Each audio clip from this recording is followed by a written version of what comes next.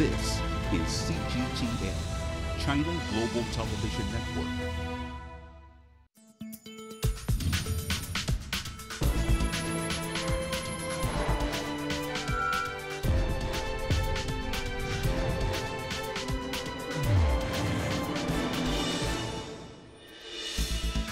China's State Council released a white paper on Thursday to highlight the country's reform and opening up measures and global contributions since joining the World Trade Organization, or WTO, in 2001. The document, titled China and the World Trade Organization, is categorized into 4 parts, including China's fulfillment of its WTO commitments, China's attitude towards multilateral trading system, its contributions to the world, and its plan to continue opening up. And I have the document right here. Now, it comes at a time when global trade is facing a rise of unilateralism and protectionism. So welcome to this edition of The Point with me, Liu Xin, coming to you live from Beijing. And to talk about this white paper, we have Pascal Lamy, former Director General of the WTO from 2005 to 2013. And today's show is also being streamed live on CGTN's Facebook account. The handle is China Global TV Network. You are invited to, the viewers are invited to ask questions and leave comments for Mr. Lamy and the other guests who will be joining us later in the show. So grab your phone and join the conversation. By the way, the hashtag is reform and opening up. So many thanks to Mr. Lamy and welcome to joining us on this edition of The Point from Brussels. I would start with a question from one of the netizens already, since we gave out the announcement yesterday, and we've already gotten some questions and over 400 thumbs up. And this question from a netizen by the name of Xing, and it goes: what do you think will be the future relationship between China and the WTO? Will China be a game changer? Go ahead, please, Mr. Lamy.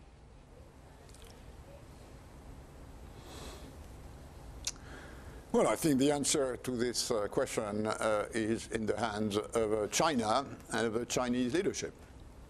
I think, contrary to other places on this planet, China has a choice between moving bilateral under the US pressure and giving to the US some sort of trade concessions in order to feed the dog and make sure that the US stop barking, or China has the other option, which is to comfort the multilateral trading system, which, as you said, it joined in 2001, because overall it would be better for China to solidify, comfort, and reform the WTO rules-based system, because this would be good for China, but also good for the rest of the world. So my hope is that China, which has the option of moving either bilateral or multilateral, will choose the multilateral option, which, by the way, is what the European Union will do. I'm sure about that. Well, we're going to talk about the possibility or the efforts to reform the WTO in just a moment. And one of the things that has been surrounding China's WTO activity or commitment has been whether China has fulfilled its WTO accession commitments over the past 17 years. For instance, according to the white paper, the average tariffs level was reduced by China from 15% in 2001 to 10% in 2010, and that level continues to go down. So, Mr. Lamy, how would you elaborate and evaluate on China's performance in meeting its WTO commitments so far?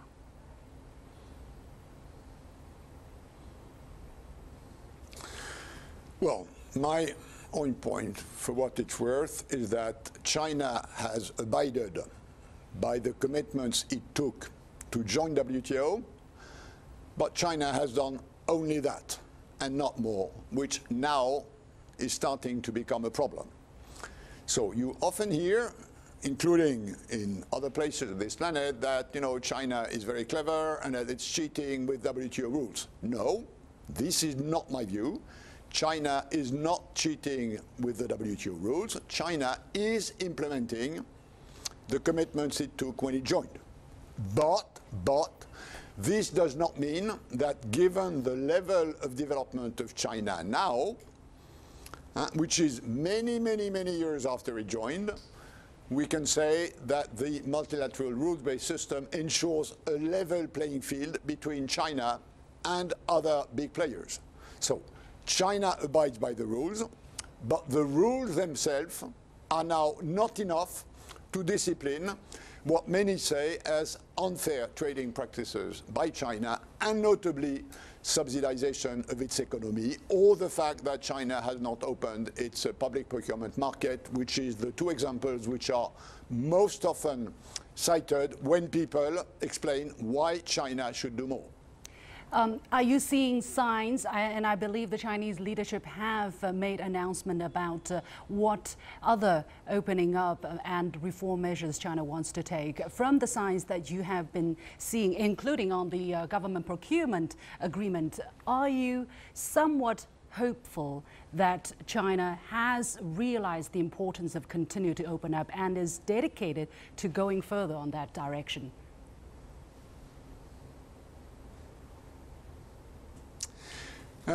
I think I'm very confident that China will keep opening its market, increasing market access. What was announced recently, for instance, on the reduction of tariffs on cars from 25% to 15% goes in the right direction. In goods, China will keep opening its market, and it's a good thing. In services, in my view, China should do more than what it has done. It would be good for the Chinese consumer to have a more competitive services sector, and bringing in foreign service producers would be good. Where I have my doubts is whether China, for instance, is ready to shrink its state-owned sector, which is roughly 40% of the economy today, and which is under command of the state with quite a lot of unfair trading comparative advantages, such as, for instance, subsidization. So this is the area where I think an effort should be made, and I can understand why within the Chinese leadership, those who want to keep the state-owned sector and those who want to shrink it may have a problem agreeing on the right direction. At the same time, it seems that China hasn't received fair credit for its trading efforts. As you have said, China has done its work as promised when it joined the World Trade Organization. Rather, China has received a lot of criticism among some skeptics. Last month, an opinion piece titled "China is Bringing Down the Global Trade Architecture" appeared in the Washington Post, saying China's industrial policy, such as Made in China 2025, quote, looks like history's biggest assault on the WTO. It continues to say that China's industrial ambitions have made the country a WTO outlaw. What is your opinion on this?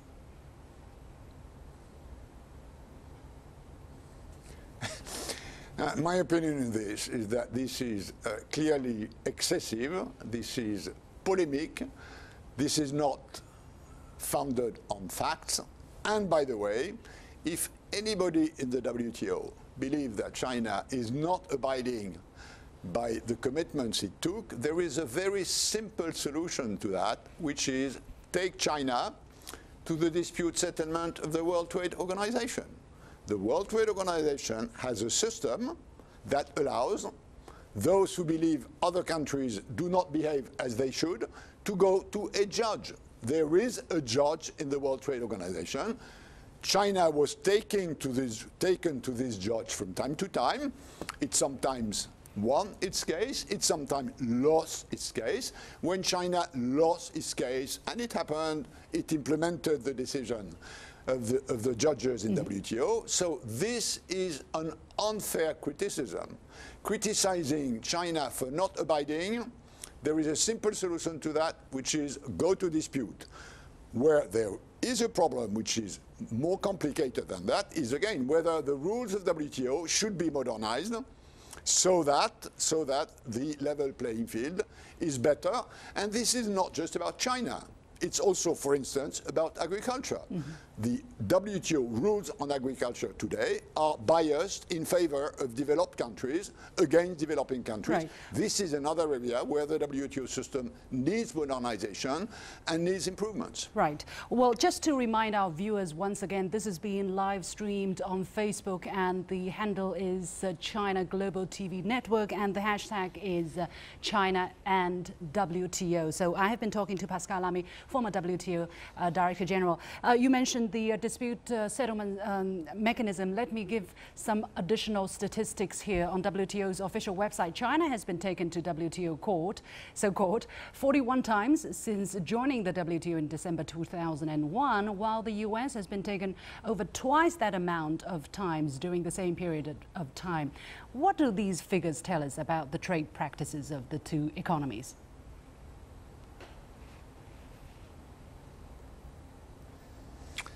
Well, the reason why US was taken more often than China is because of a very specific issue, which is anti-dumping.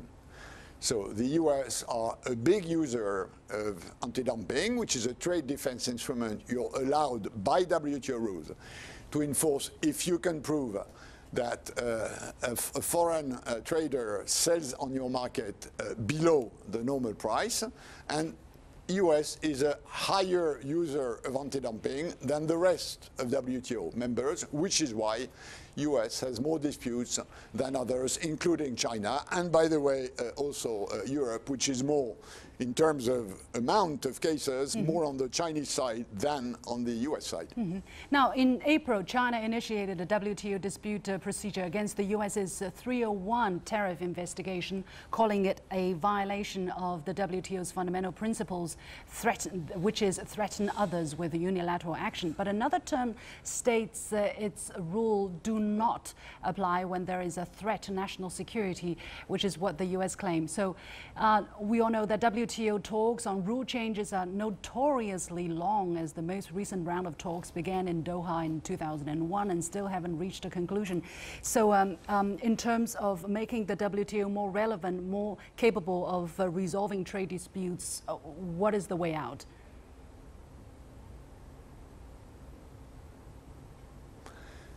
No, I think WTO is in need of reform. The rule book of WTO needs to be adjusted to the new realities of today's international economy. The software of WTO rules today date from the 90s, when the WTO was created, which is 94. And again, this is an extremely long time ago, and we need to update the rule book, modernize a number of these rules, strengthen the rules on subsidies, for instance. And there is a sort of consensus which seems to appear between US, Japan, EU, and China that this is the direction to go, but also, for instance, modernize the rule book on agriculture subsidies and on agriculture tariffs. So there needs to be a change in the way the rules are built and then implemented. Modernizing the WTO is probably the best way to comfort the multilateral trading system and to answer to the critique of those who say, we have a WTO, but the playing field is not yet leveled enough. This is, partially at least, this is partially true. And finally, 30 seconds if you can, when the biggest economy of the world is withdrawing from multilateralism, what do you advise the second biggest or the third biggest to do?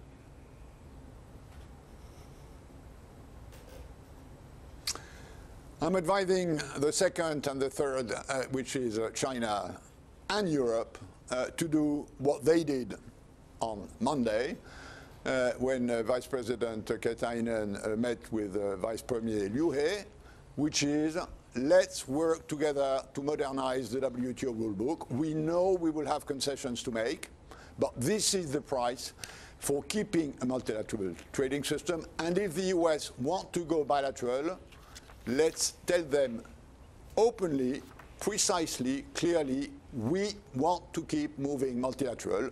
This is something China and EU can do together, and I'm quite convinced that India, Africa, Brazil, Latin America will follow in this direction if China and EU show the way, which is, in my view, the right way. Thank you very much, Pascal Lamy, former Director General of the World Trade Organization, for joining us from Brussels. And you have been watching a special edition of The Point with me, Liu Xin, which is being live streamed on Facebook. We'll take a very short break, and when we come back, I'll be looking at how China can continue to work with the WTO to try to calm trade tensions and stabilize the global economy. Stay with us.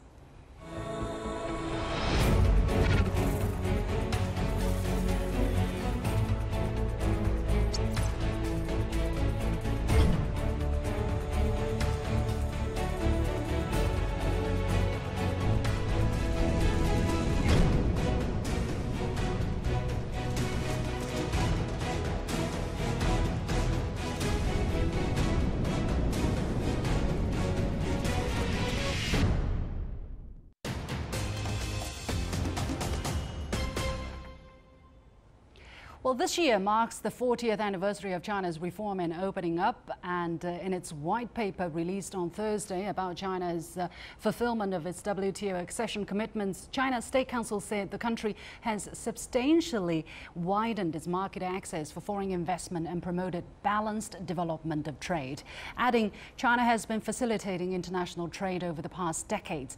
As for China's global contributions after its WTO accession, efforts have been made to boost the world economic recovery and global investment. So how will China keep up with its reform pace amid unilateral threats from some countries? And how will China work together with the WTO to tackle escalating trade tensions and stabilize the global economy?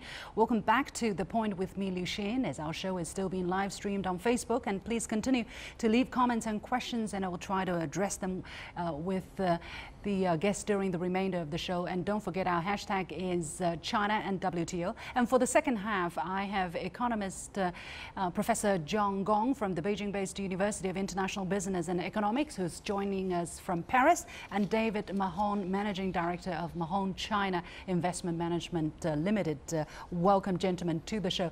Let's first talk about China's investment issue in the United States, as that is making headline. Mr. Professor Gong, to you. Now, the White House earlier said the Trump administration would press ahead with restrictions on investment by Chinese companies in the tech industry, but President Trump said on Wednesday he would not impose new restrictions on Chinese investment and will rely on existing tools to guard against purchases and theft of U.S. innovations vital to the economy. What's your take of President Trump's apparent shift in tone?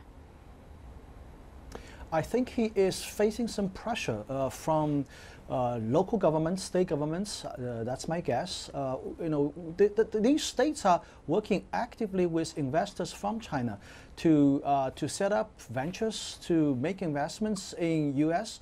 To create jobs and economic growth. Overall, the economic, the investment environment in the U.S. is still fairly competitive. I mean, if you look at the tax rates, the utility cost structure, the land price, it's still very affordable. Just one example, the largest auto glass company in China, Fuyao Auto Glass, made $600 million of investment in Youngstown, Ohio. This is the heart of the Rust Belt, the place where Donald Trump said China trade destroyed jobs. But on the contrary, it is one private Chinese company going to the heart of the Rust Belt, Youngstown, Ohio, to make a $600 million investment and create jobs, 3,000 jobs. So this is actually the business opportunities that Donald Trump doesn't want to give up.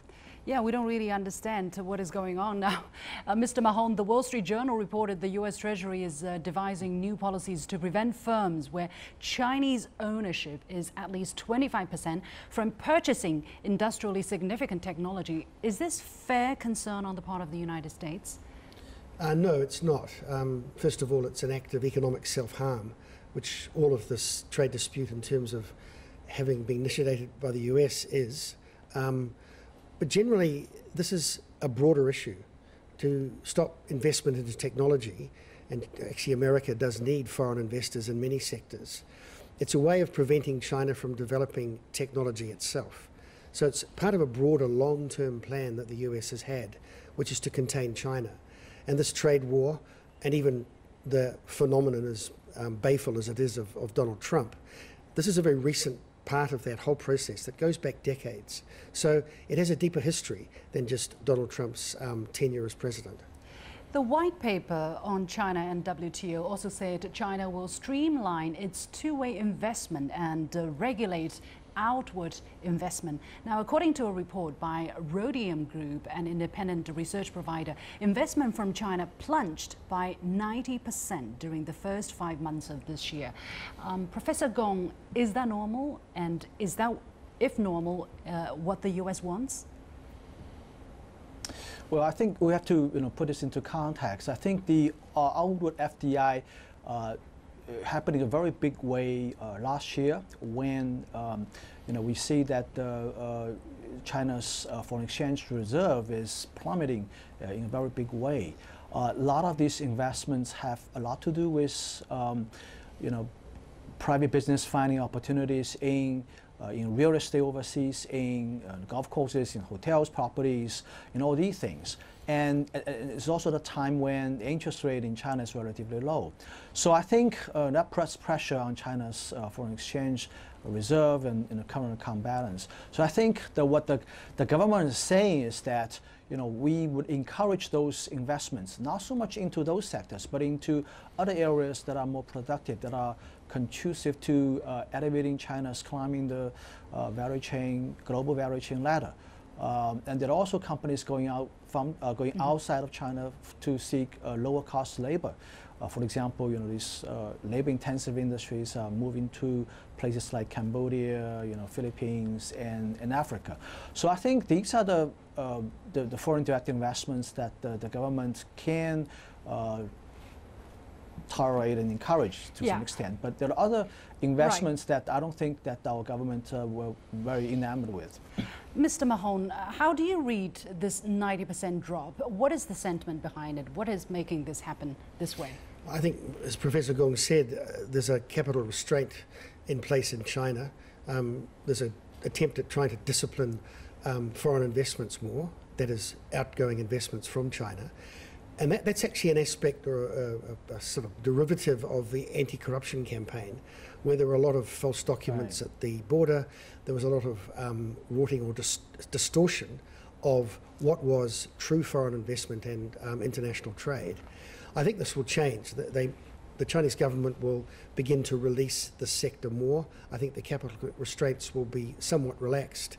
But it's all part of an overall attempt by Xi Jinping to discipline the economy more. But it's such a big economy, sometimes there is somewhat of an overreach in some areas, and I think that this is a result of that. Okay. But it won't endure. Mm-hmm. Now, according to a report released by the International Labour Organization, effects of China on the quantity and quality of jobs in Latin America and the Caribbean, China created 1.8 million jobs in developing countries in Latin American and the Caribbean region from 1990 to 2016. It's just one example of China's contributions to the world's economy, but it never gets much talked about in the international media, Professor Gong. No, it was well. This is actually not surprising to me because Chinese investments mostly go to countries where American business are not likely to go. Places like Africa, places like the Caribbean, places like Southeast Asia. I mean, these are places where China has invested for a long time. And work for a long time, and and those places, I guess, are not on the radar screens of the major media in the U.S., I guess. Well, I think it is also a very important rebuttal to the kind of argument that China has been the sole beneficiary of expanding world trade since it became the World Trade Organization member. Vice Minister of Commerce and spokesperson of the State Council, Wang Shouwen, had this to say during Thursday's press briefing. Let's take a listen.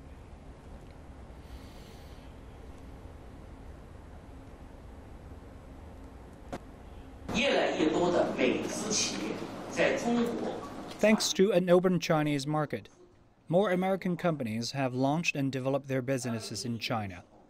In 2001, overall sales of American companies in the Chinese market were only 36 million yuan, roughly $5.4 million. By 2016, the number had risen to $600 billion. What does this mean for these U.S. companies? These are dividends the U.S. got from China. So, Mr. Mahon, what is your comment on the kind of benefits China's expanding trade has meant to other WTO members? Well, there's no question that China has become, since its ascension to the WTO, or rejoining, as they put it themselves at the time, the global trade regime. It's become one of the main engines of the global economy. And this idea that China's expansion has been taking from the West is a form of propaganda, one that unfortunately most of the Western media has gone along with, because it just isn't so.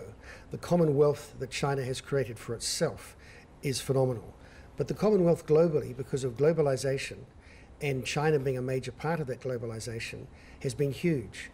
But it hasn't been such in the struggling commercial cultures of Western countries, Europe and the United States.